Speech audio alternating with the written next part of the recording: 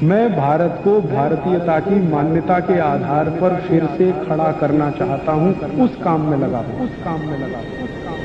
बीसियों सूत्र लिखे हैं कि भोजन पचेगा तो क्या होगा और भोजन सड़ेगा तो क्या होगा। मैं सड़ने वाले हिस्से की बात कर लेता हूं।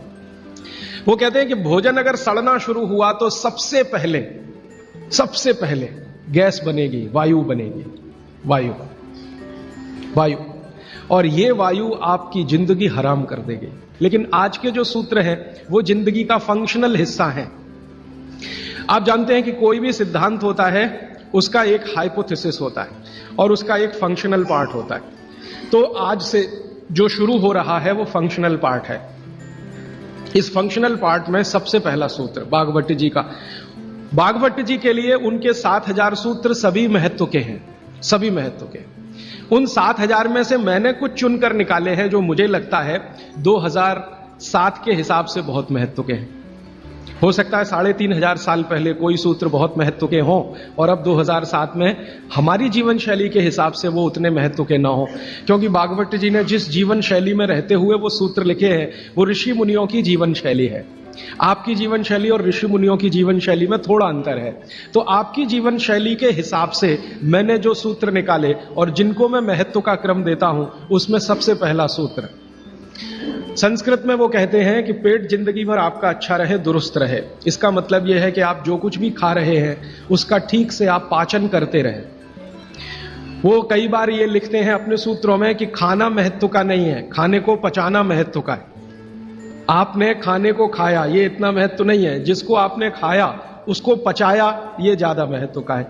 क्योंकि भोजन पचेगा तो रस बनेगा, उसी रस में से मांस, मज्जा, रक्त, मल, मूत्र, वीर्य, मेद ये सब बनेगा, अस्थियां बनेंगी और वही आपके शरीर के लिए आगे जीवन में काम आएंगे। तो खाया वो महत्व का, उससे भी ज्यादा महत्व का खाया हुआ पचाया।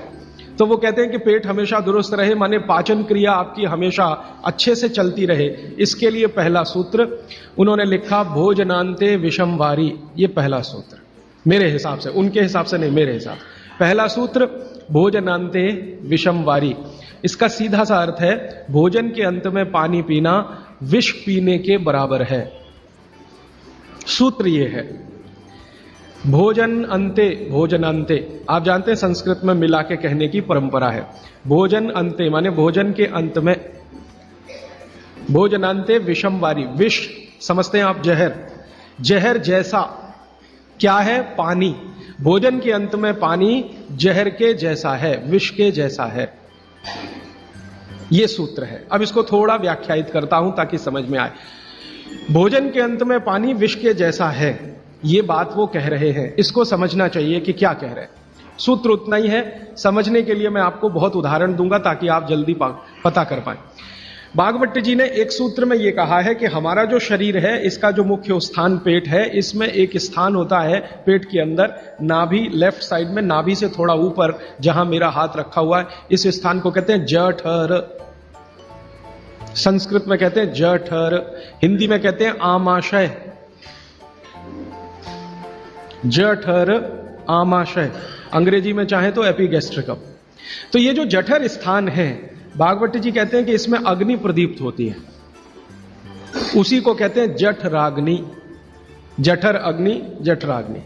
तो वो कहते हैं कि जो आपका जठर स्थान है इसमें अग्नि प्रदीप्त होती है और भोजन जो कुछ भी आप करते हैं वो पहले जठर में ही जाता है, आमाशय में इकट्ठा होता है, वहां अग्नि प्रदीप्त होती है।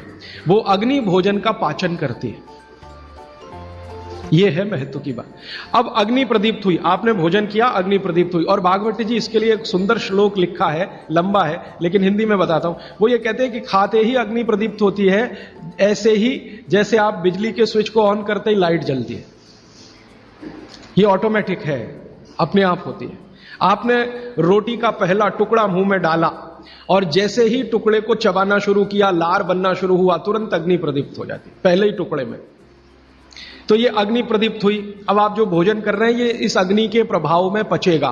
तो भोजन के पचने की क्रिया में पहले भोजन रस में बदलेगा।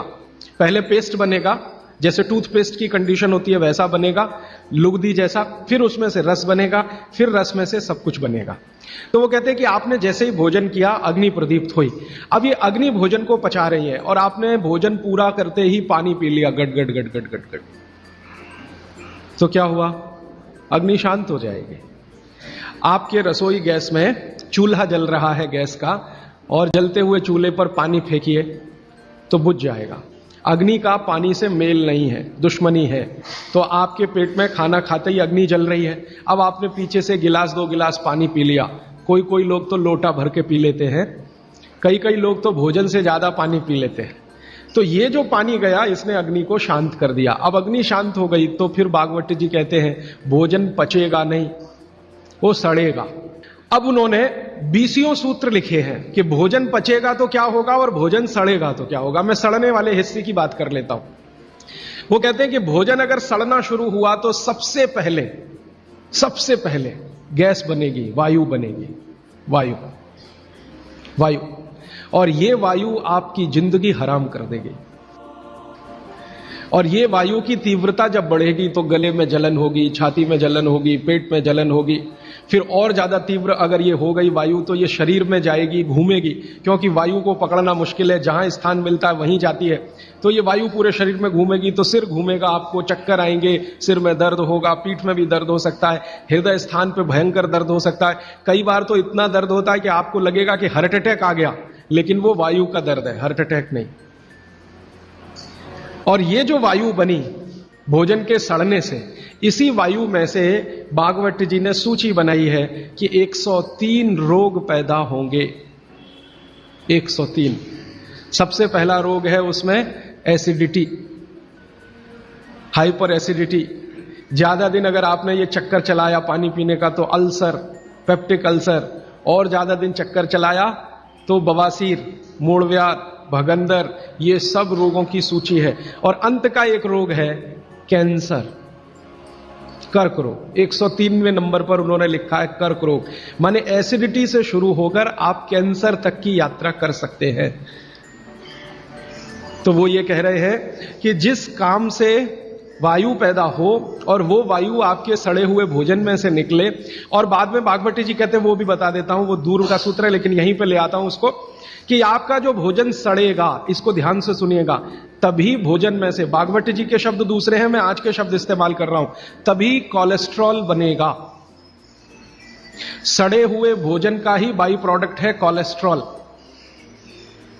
अगर भोजन का पाचन हुआ तो कोलेस्ट्रॉल शून्य रहता है, वो कोलेस्ट्रॉल जो आपको हानि पहुंचाता है। आप जानते हैं शरीर में 2 तरह का कोलेस्ट्रॉल है, एक गुड और एक बैड।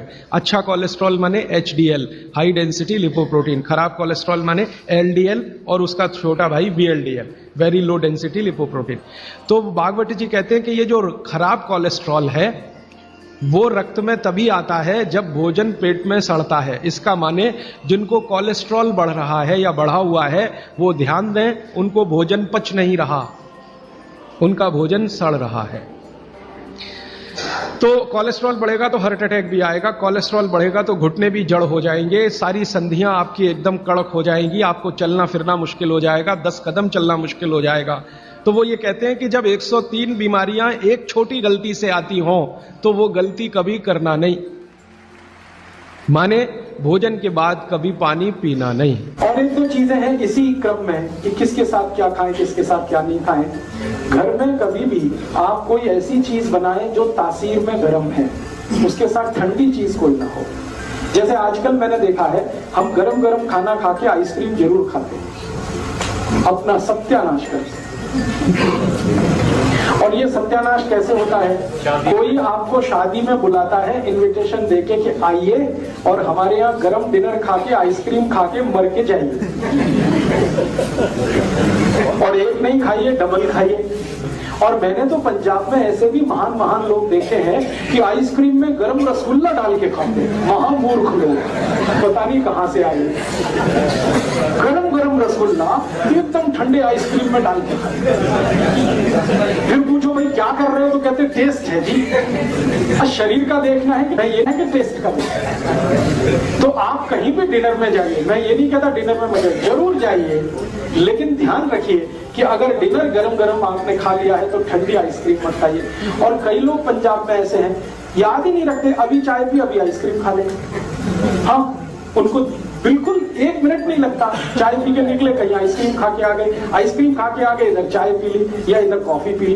तो चाय और कॉफी दोनों गर्म है और आइसक्रीम बहुत ठंडी है, इनका कॉम्बिनेशन नहीं है, बहुत तकलीफ होती है शरीर को। कितनी देर बाद खाओ खाने को? 1 घंटा कम से कम। गर्म चीज खाने के 1 घंटे के बाद ठंडी चीज, या ठंडी चीज खाने के 1 घंटे के बाद गर्म चीज। और वैसे मैंने कल आपको सूत्र बताया था, ठंडा कुछ खाना ही नहीं है, क्योंकि आइसक्रीम तो 10 डिग्री से कम की है, वो शरीर को तकलीफ ही देने वाली है। तो आप बोलेंगे फिर आइसक्रीम को कैसे खाएं? गर्म करके खाइए। अगर आइसक्रीम खानी है तो उसको गर्म करें। मैं एक अमृतसर गया था एक बार, तो अमृतसर में एक बहुत अच्छी चीज, शायद यहाँ भी होगी, कुल्फी। ये जो कुल्फी है, इसको थोड़ा गर्म करके खा लीजिए, आइसक्रीम से बेटर है, 1000 टाइम्स बेटर है। क्यों? हाँ, रबड़ी खाइए ना, तो कुल्फी वो शायद रबड़ी की ही बनाई, खूब दूध गर्म करके रबड़ी जैसा हो जाता, फिर कुल्फी जमाते। तो कुल्फी को थोड़ा गर्म करेंगे तो वो रबड़ी जैसा ही हो जाता, वो खाने लायक है। गरम माइक्रोवेव में कर सकते हैं? माइक्रोवेव से अच्छा है गैस का चूल्हा। तो आप जो है रबड़ी खाइए, आइसक्रीम छोड़ दीजिए, कुल्फी पे आ जाइए और कुल्फी को हल्का गर्म करके खाइए, वो आपके लिए बहुत मुफीद है। कारण एक ही है कि आइसक्रीम में जितने केमिकल्स हैं, कुल्फी में एक भी नहीं। कुल्फी में दूध ही दूध है, वो भी अच्छे से गर्म किया हुआ है, बस उसको ज्यादा ठंडा कर दिया तो वो जम गया है। आप उसका ठंडापन निकाल के खा लीजिए, और करके खा सकते हैं। हाँ। और नहीं तो एक आखिरी ऑप्शन बताता हूँ, खाना ही है आपको, तो मेरा ये कहना है कि उसको सलीके से खाइए। जैसे आप कुल्फी खा रहे हैं ना, तो उसका तरीका ये है कि पहले उसको मुंह में रखिए थोड़ी देर, कुल्फी का टुकड़ा काट के मुंह में रखिए और उसको घुमाइए, तो जो लार है वो उसको अपने आप गर्म कर देगी। जब हल्की गर्म हो जाए फिर अंदर ले जाए। ये लास्ट ऑप्शन है। जब खानी ही है तो मेरी बात तो मानिए, उसको गर्म करके खाइए। खानी ही है तो थोड़ी देर मुंह में रखिए, उसको घुमाइए, थोड़ी लार से वो गर्म हो जाएगी। दोस्तों, सबसे पहले तो चैनल सब्सक्राइब करें, फिर लाइक, कमेंट और शेयर करें। और हाँ, हमारा एंड्रॉयड ऐप डाउनलोड करना ना भूलें।